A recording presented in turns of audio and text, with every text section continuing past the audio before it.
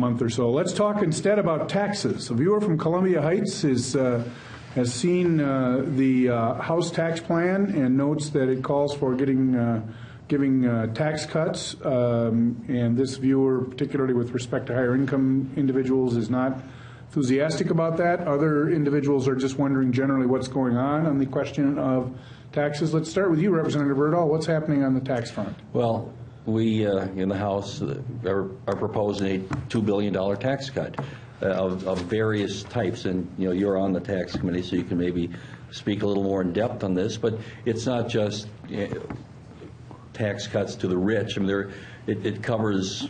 I think most Minnesotans in some way or another can be touched by the cuts. One is an exemption on the pensions of our military personnel that retired in Minnesota. There are various cuts in taxes that would directly impact a family of four, $500 benefits over a 2-year term. So it's not just one certain level that's being impacted, but I think there's a general level throughout most of the tax brackets. Most people in Minnesota would be impacted in one way or another. Well, the most people piece, I think Dean is referring to the $1,000 exemption, which would amount to about $70 in the pocket of the average Minnesotan. And this is a $1.9 billion surplus that we have right now. That when Dean and I first came in, it was 2003, and it was in the wake of all of the Jesse checks. And we came into a $5.4 billion deficit, 1.7 of which we had to fix immediately that year because of the current shortfall. We cut $1 billion out of Health and Human Services, services and programs that we're still trying to pay back now. And these are programs that benefit people in the twilight of life and in the dawn of life. Head Start, Grandma in the nursing home, slashed and burned all of it. Folks that have special needs children, all that went away. And over the course of the last 10 years, we've been trying to build back. Now we have a $1.9 billion surplus. We got money coming in. Now, I would note this is projected money. It's not in the bank. We're projecting this based on the forecast.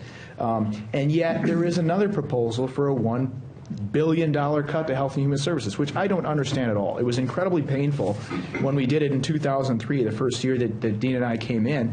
And now when we have money, we're proposing to cut those people again. And yet the tax relief that's being talked about is to the tune of about $50 to $70 per person, which isn't going to count for that much. I think it's a latte a week for the average individual. And then we're giving all these tax breaks to rich dead people. The inheritance tax, you don't have to pay the inheritance tax up to $5.4 million estate. Now, I don't know a lot of people that have a $5.4 million estate, but that's a lot of money. So at the end of the day, I think the House the people who vote on the House tax bill are going to have to be accountable for the fact that they're giving money to rich people, sometimes rich dead people, and we're hamstringing the folks who really need it in Minnesota. I don't think the dead people are going to be spending too much, but certainly their heirs will find some benefit to this.